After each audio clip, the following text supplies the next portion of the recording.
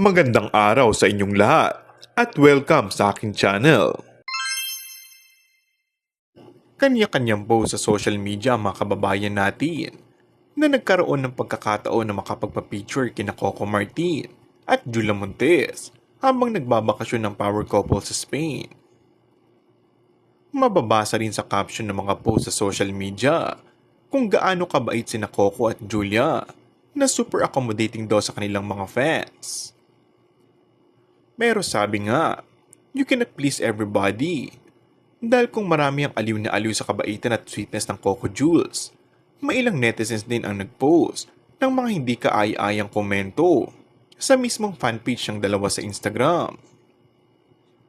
Marami silang hanash tungkol sa private life ng couple. May nagsasabing pang parang nanay na raw talaga ang katawan ni Julia. Pero ang mga fans na rin nila mismo ang nagtatanggol sa mga idolo nila. Kaloka ang pagbabody shaming ng iba, no? Bawal ang ganyan. Nakakaloka kayo, say ng netizen. Samantala, masayang-masaya ang fan si Julia sa online world.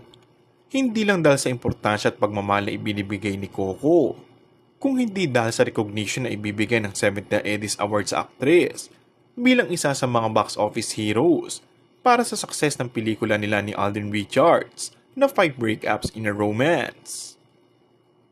Kasama ni Julia sa kaparehong parangal na igagawad ng Society of Philippine Entertainment Editors, sina Alden, Catherine Bernardo, Piolo Pascual, at ang mag-asawang Myron Rivera at Dingdong Dantes.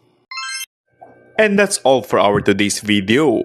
Kung bago ka lang sa aking channel ay mag-subscribe at pindutin na rin ang notification bell. Maraming salamat!